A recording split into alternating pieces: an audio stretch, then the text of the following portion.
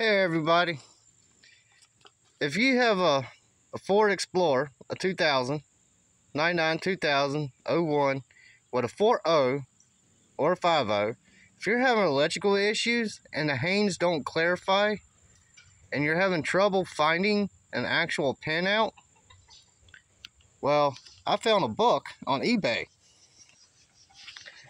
You get a pinout for your computer and every single thing to this truck. It even shows you where every connector is. It is an actual official Ford wire diagram. It's on eBay for around 50 bucks. It's very helpful. Go get you one.